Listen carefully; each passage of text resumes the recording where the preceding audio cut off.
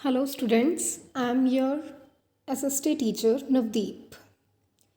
We have started in our earlier video about medieval history. Today, we will discuss two topics of medieval history. One is reason and empire, and other is languages. सबसे पहले आपको पता होना चाहिए reason क्या होता है, empire क्या होता है। रीजन हम किसी भी एरिया को बोल देते हैं, और एम्पायर क्या होता है, जब पुराने टाइम में जो रूलर्स होते थे, मेडिवल हिस्ट्री की अगर हम बात करें तो जो उस टाइम पे रूलर्स होते थे वो रूलर्स कई अलग अलग एरियाज़ पर अटैक करके उनको अपने कब्जे में कर लेते थे ना। अपना जो साम्राज्य होता था वो सारा फैला देते थे, उनका सारा साम्राज्य फैल जाता था अलग अलग एरियाज़ तक, जब वो दूसरे एरियाज़ पर भी हमला करके उनको जीत लेते थे। तो इस तरीके से उनका एम्पायर बन जाता था, पूरा साम्राज्य बन जाता था। एम्पायर कह सकते हो या पैन रीजनल एम्पायर बोल सकते हो। पैन रीजनल एम्पायर का मतलब होता है कि जैसे कोई रूलर है, उसने कई अलग अलग एरियाज़ को जीत लिया है, अब उन सारे अलग अलग एरियाज़ को मिला के उसने अपना एम्पायर खड़ा कर लिया, एक साम्राज्य बना लिया।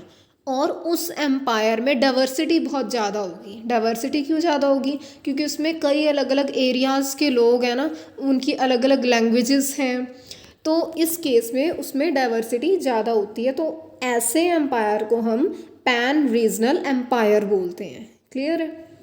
अब देखो इसमें क्या है। Large states like those of Cholas, Tughlaqs, Mughals encompassed many regions. जो बड़ी बड़ी स्टेट्स थी उस टाइम पे, चोलाज, तुगलक्स, मुगल्स, इन सब ने बहुत सारे एरियाज़ को घेर लिया था। इनकम्पास्ड का मतलब घेर लेना। अब देखो मेडिवल हिस्ट्री की अगर हम बात करें, आजकल जैसे दिल्ली हो गया, गुजरात हो गया, ऐसे इन स्टेट्स को जाना जाता है ना, उस टाइम पे इन नामों से नहीं जाना जाता था इन स्टेट्स को, इन एरियाज़ को। ये अलग अलग जो उस टाइम पे रूलर थे उनके नाम पर इनको जाना जाता था, जैसे चोलास, तुगलक्स, इस नाम से। तो ये जो स्टेट्स थी, जो चोलास, तुगलक्स, मुगल्स, इनकी जो स्टेट्स थी ना, इन्होंने काफ़ी एरियाज़ पर घेरा डाल लिया था। अ संस्कृत प्रशस्ति praising the Delhi Sultan Ghiyasuddin Balban explained that he was the ruler of a vast empire that stretched from Bengal in the east to Ghazni in Afghanistan in west and included all of the South India। अब यहाँ पे देखो क्या उन्होंने बोला। जो एक संस्कृत प्रशस्ति थी, उन्होंने प्रेस की, किसकी?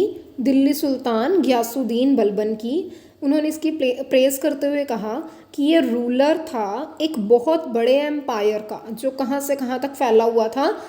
ईस्ट में बंगाल से लेके वेस्ट में अफ़गानिस्तान तक, और इसमें साउथ इंडिया के भी बहुत सारे एरियाज़ इंक्लूडेड थे। जो अलग अलग एरियाज़ के लोग थे ना, जिन एरियाज़ पर इसने अपना कंट्रोल किया था गियासुद्दीन ने, उन एरियाज़ के जो लोग थे, जैसे गोडा, आंध्रा, केरला, कर्नाटका, ये वाले सारे रीजन्स थे, महाराष्ट्र, गुजरात, ये लोग अपनी आर्मी से भी पहले यहाँ से भाग गए थे। ठीक है? तो जो हिस्टोरियंस हैं उन्होंने इसे एक्सैग्रेटेड क्लेम्स, मतलब बहुत ही ज़्यादा ड्रामेटिक दावा बोला है उनकी विजय का, कि उन्होंने बोला है कि जो गियासुद्दीन है उन्होंने विजय प्राप्त की है।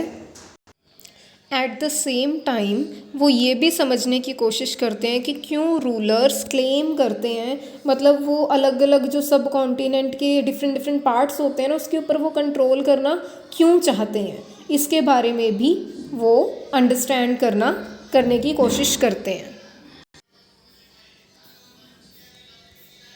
By 700, many regions already possessed distinctive geographical dimensions and their own language and cultural characteristics। इन्होंने बोला कि 700 तक बहुत सारे एरियाज़ थे जिनकी अलग जियोग्राफिकल डायमेंशंस थी और उनकी अपनी लैंग्वेज थी, उनका अपना अलग कल्चर था। ठीक है?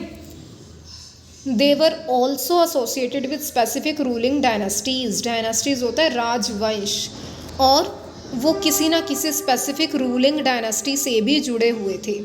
There was considerable conflict between these states. इनकी ये जो स्टेट्स थी ना उनके बीच में कॉन्फ्लिक्ट चलता रहता था। कॉन्फ्लिक्ट मतलब एक तरह से लड़ाई झगड़े वाली जो सिचुएशन थी इस तरह से बनी रहती थी। Occasionally, dynasties like the Cholas, Khaljis, Tughlaqs and Mughals were able to build an empire that was pan-regional, spanning diverse regions.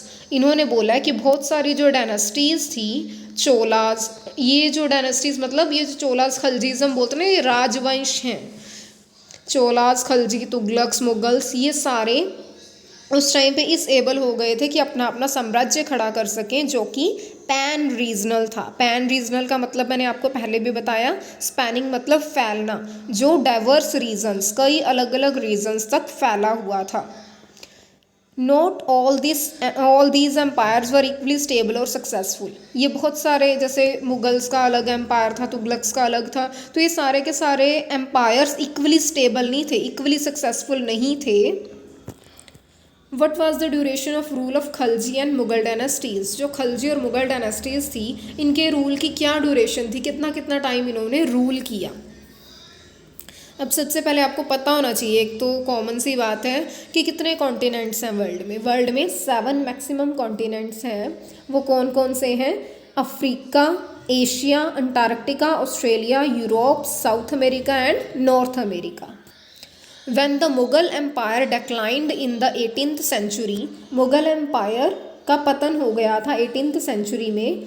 It led to reemergence of regional states. इससे क्या हुआ, जब मुगल एम्पायर डाउन हो गया, उसका पतन हो गया, तो जिन रीजनल स्टेट्स पर उसने कंट्रोल किया हुआ था वो सारे उसके कंट्रोल से बाहर निकल गए। But years of imperial means shahi, but years of imperial pan-regional rule had altered the character of regions। अब मुगल एम्पायर का कंट्रोल तो इनसे छूट गया रीजनल स्टेट से, लेकिन इतने साल वो स्टेट्स रीजन्स मुगल्स के अंडर रहे, तो उसके कारण ये जो मुगल एम्पायर था ना, जो मुगल्स थे, इन्होंने अपनी छाप छोड़ दी उन रीजन्स पर। उनका जो करैक्टर था, उनकी जो कल्चर था, उसको ही इसने चेंज करके रख दिया। Across most of the subcontinent, the regions were left with the legacies of big and small states that had ruled over them। बहुत सारे सब कॉन्टिनेंट में जो रीजन्स आते थे ना, वो लीगेसी के साथ रह गए। लीगेसी मतलब एक तरह से विरासत होती है। कई छोटी और बड़ी जो स्टेट्स हैं जिनके ऊपर रूल किया गया था, तो जो उनके रूलर्स थे ना, उनके ऊपर छाप रह गई, ये कहने का मतलब है यहाँ पर। This was apparent in the emergence of many distinctive and shared traditions in the realms of governance। realm of governance का मतलब शासन का दायरा, the management of economy, elite cultures and language। ये इन्होंने बोला है कि बहुत सारी जो डिस्टिंक्टिव और शेयर्ड ट्रेडिशन है ना, वो वहाँ पे देखने को मिला। और वो शेयर्ड ट्रेडिशन कैसे आया था? जो गवर्नेंस थी उस टाइम पे, जो अलग कल्चर था, लैंग्वेज थी, उन सब के कारण। Through the 1000 years between 700 and 1750 the character of different regions did not grow in isolation। इन्होंने बोला जो मेडिवल पीरियड है 700 से 1750 के बीच का, उसमें जो अलग अलग एरियाज़ हैं उनका करैक्टर आइसोलेशन में ग्रो नहीं हुआ, मतलब अकेलेपन में नहीं उनका जो करैक्टर है वो बना सारा, उनकी मतलब उनकी जो आउटलाइनिंग तैयार हुई, उनका कल्चर वगैरह वो कैसे तैयार हुआ है, उनके ऊपर बहुत बड़े बड़े जो पैन रीजनल फोर्सेस थी उनका इम्पैक्ट रहा है, उनका भी प्रभाव रहा। और उनकी जो उन स्टेट्स की जो अपनी एक डिस्टिंक्टिवनेस थी वो भी नहीं लॉस हुई, उनकी अपनी पहचान भी बनी रही उन एरियाज़ की, और जो पैन रीजनल एम्पायर था उनकी छाप भी उनके ऊपर रही। ये आपका रीजन एंड एम्पायर वाला टॉपिक हो गया। अब हम करते हैं language and region. Language and region में देखो क्या है। In 1318 the poet Amir Khusro noted that there was a different language in every region of this land, कि इस लैंड के हर एरिया की एक अलग अलग लैंग्वेज है। Sindhi, Lahori, Kashmiri, Dhwar Samudri in southern Karnataka, Telangani in Andhra Pradesh, Gujari in Gujarat, Mabari in Tamil Nadu, Gauri in Bengal, Awadhi in eastern UP and Hindavi in area around Delhi. इतनी सारी लैंग्वेजेस थी मेडिवल हिस्ट्री के टाइम पे इंडिया में। अमीर खुसरो ने साथ ही साथ ये भी एक्सप्लेन किया कि इन सारी लैंग्वेजेस के साथ अगर हम कंपैरिजन करें संस्कृत का, तो संस्कृत एक ऐसी लैंग्वेज थी जो किसी पर्टिकुलर एरिया से भी नहीं बिलोंग करती थी और ना ही इसको कॉमन लोग बोलते थे। ये एक ओल्ड लैंग्वेज थी और जिसको सिर्फ ब्राह्मण्स जानते थे। ठीक है, तो ये था आपका लैंग्वेज एंड रीज़न के बारे में। अब कुछ क्वेश्चन मैं आपके सामने रखती हूँ, उनको आपने देखना है। अब ये जो 2 क्वेश्चन है ना, आपको जो मैंने लैंग्वेज वाला पैराग्राफ पढ़ा है उसी में से हैं, तो आपने इनको खुद से सोचने की कोशिश करनी है, बाद में इसके आंसर की तरफ ध्यान देना है।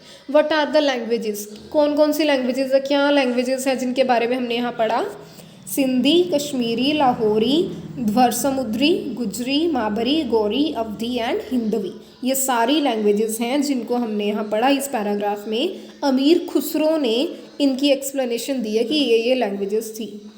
सेकेंड क्वेश्चन है, डू दे साउंड सिमिलर, क्या ये फैमिलियर, क्या हमें ये फैमिलियर सुनाई देती हैं, मतलब सुनी सुनी लगती हैं हमें ये? Are they still spoken today, और क्या इनको आज भी बोला जाता है? तो वो वाली लैंग्वेजेस कौन सी है जो हमें फैमिलियर साउंड करती हैं? कश्मीरी, सिंधी, गुजारी गुजराती को बोला गया, हिंदवी हिंदी को बोला गया। ये कॉमन लैंग्वेजेस हैं आज के टाइम पे भी जिनसे हम फैमिलियर हैं। जैसे हिंदी आपको पता ही है, हम बोल ही रहे हैं। जैसे गुजराती गुजरात वाले एरिया में बोली जाती है, कश्मीरी कश्मीर वाले एरिया में बोली जाती है। तो ये फैमिलियर है हम इन चीज़ों से आज भी। और आज भी हम कौन सी लैंग्वेज अभी भी बोल रहे हैं? लाहौरी और अवधी जो है, कुछ स्मॉलर एरियाज़ हैं ऐसे जहाँ पे आज भी लाहौरी और अवधी बोली जाती है। तो ये था आपका आज का कंटेंट। आज मैंने आपको एक तो बताया रीजन एंड एम्पायर के बारे में, कि एक तो इसमें याद रखने वाली बात है गियासुद्दीन वाली, कि गियासुद्दीन का कंट्रोल कौन कौन से एरियाज़ में था? बंगाल से, बेंगलुरु से उधर तक अपना अफ़गानिस्तान और उसके आसपास वाले एरियाज़ तक साउथ में। ठीक है, और लैंग्वेज के बारे में मैंने आपको यहाँ पे बताया कौन कौन सी लैंग्वेज हमें फेमिलियर साउंड करती हैं और कौन सी आज भी बोली जाती हैं। और संस्कृत के बारे में बताया कि उसको सिर्फ ब्राह्मण्स जानते थे।